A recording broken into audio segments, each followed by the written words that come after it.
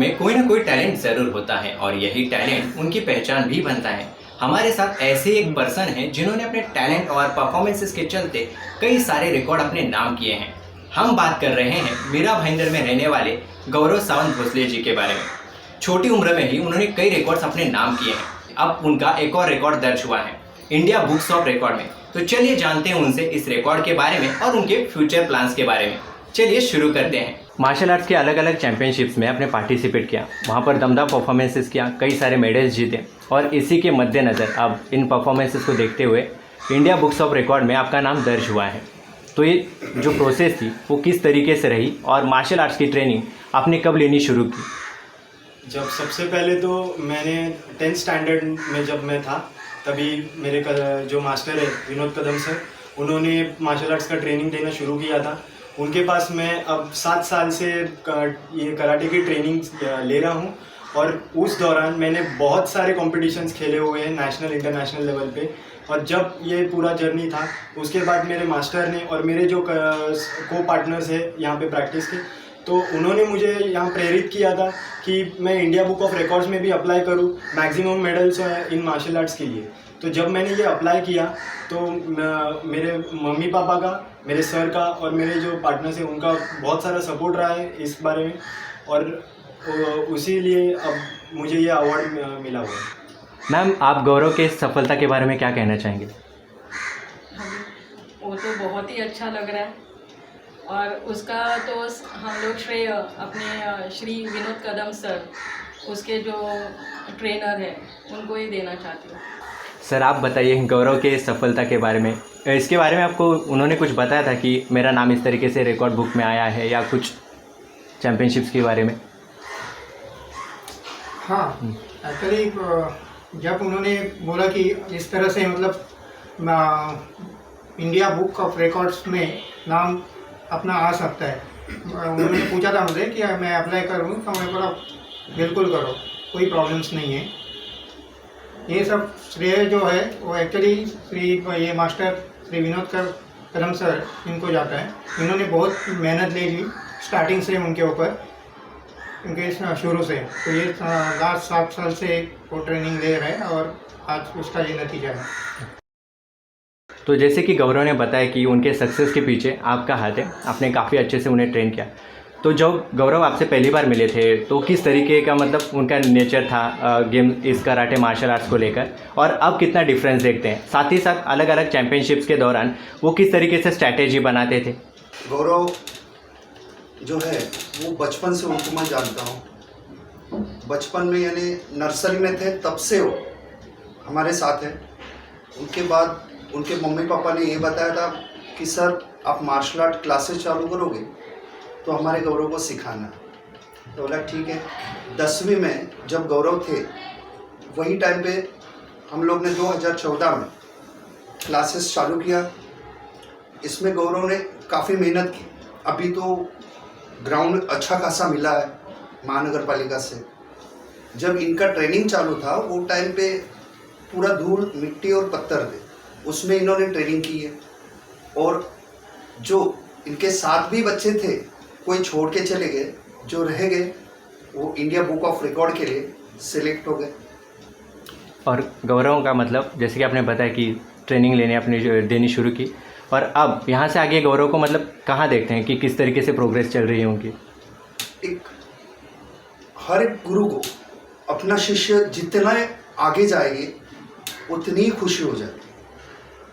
करण, आप खुद कई रिकॉर्ड्स बना चुके हैं कराटे में, तकरीबन 52 मेडल्स आपने जीते थे, गौरव के 65 हैं। तो अपने इस दोस्त के सक्सेस को कैसे देखते हैं और आप क्या कहना चाहेंगे दोस्त को आगे फ्यूचर के लिए? सबसे पहली बात तो गौरव को कॉन्ग्रेचुलेशन कहना चाहूँगा, क्योंकि जैसे मैंने भी मेरे कराटे के फील्ड में मेहनत की है, उसने पहले से लेके हम लोग साथ में ट्रेनिंग करते, तो मुझे पता है कि कितनी मेहनत लगती है कि कुछ अचीवमेंट करने में। और ये इंडिया बुक ऑफ रिकॉर्ड एक बहुत बड़ी अचीवमेंट है।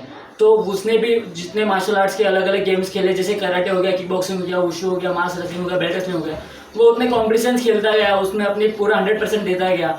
और ये जो सक्सेस का रीज़न है, मतलब वो सक्सेस के पीछे वही है, तो उनके जो माता पिता है और उनके बाद उनके गुरु, क्योंकि माता पिता ने और गुरु ने उन्हें हमेशा से एक अच्छा सपोर्ट दिया है, गुरु ने हमेशा एक अच्छी ट्रेनिंग दी है, तो उनकी वजह से आज वो ये मुकाम पे जाके पहुँचे।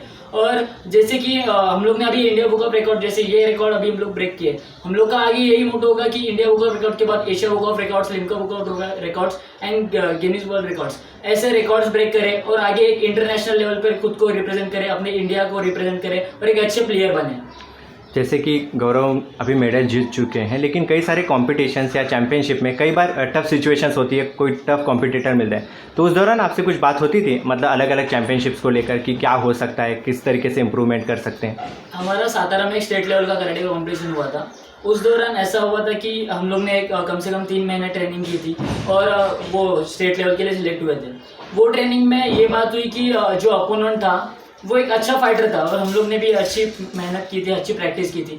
उस दौरान ऐसा हुआ कि गौरव का वो टाइम पे उसका फाइनल मैच वो अपोनेंट के साथ लगा और वो फाइनल हार गया। तो मैच होने के बाद गौरव का मुझे कहना था कि करण, मैंने इतनी मेहनत की है, इतना मैंने प्रैक्टिस की है, तो भी मैं कैसा हारा। तो वो टाइम पे भी हम लोग के बीच में ये डिस्कशन हुआ। उसके बाद हम लोग ने जाके सर से ऐसी बात की, तो सर ने वो टाइम पे भी बताया कि खेल में हार जीत होती रहती है, हम अपना जितनी प्रैक्टिस अभी कर रहे हैं उसको प्रैक्टिस को बढ़ाइए, प्रैक्टिस कभी छोड़नी नहीं है, हार जीत खेल का एक पार्ट है, तो हमेशा प्रैक्टिस करते रहो, अच्छी प्रैक्टिस करते रहो, अभी हार हुई है, आगे जाके आपकी वो जीत होगी। इस चैंपियनशिप से जुड़ी हुई और इंडिया बुक्स रिकॉर्ड तक और आगे भी बहुत सारी कुछ यादें जुड़ेंगी, लेकिन अब तक के कुछ ऐसी बातें हो, किस्से हो या स्पेशल मेमोरी हो जो आप शेयर करना चाहें? सबसे स्पेशल मेमोरी मेरी रही है इस जर्नी में, 2018 में स्टेट लेवल सिकाई की कंपटीशन थी। उस दौरान मैं और करण हम दोनों ही खेल रहे थे और हमारे जो कोच है कदम सर, वो हमारे साथ थे।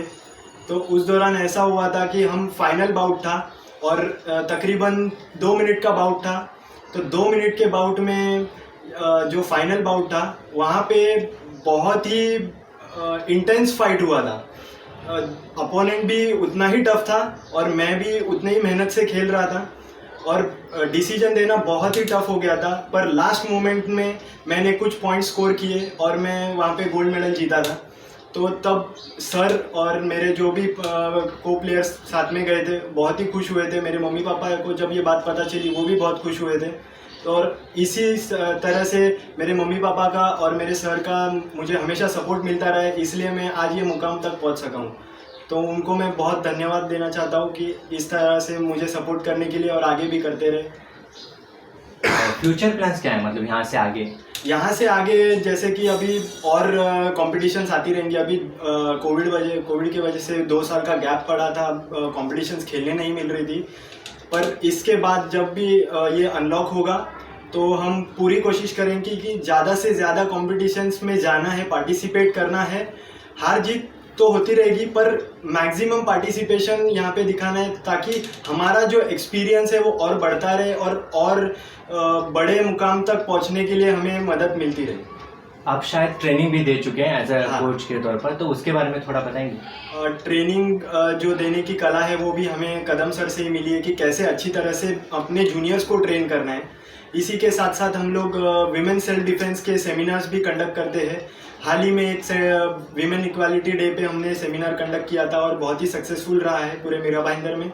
इसी तरह से हमारा एक मोटो है कि पूरे ना कि मीरा भाईंदर बल्कि पूरे इंडिया में जितने भी लड़कियां हैं वो हर कोई सेल्फ डिफेंस की कला सीखे, ताकि वो अपने साथ साथ अपने परिवार की भी रक्षा कर सके ऐसे कोई मौके पर। तो ये थे गौरव, जिन्होंने अपने इस इंडिया बुक्स ऑफ रिकॉर्ड के बारे में, साथ ही साथ उनके फ्यूचर प्लान्स के बारे में भी बताया। Dinesh Shinde, Mira Bhayandar, Black Cat news.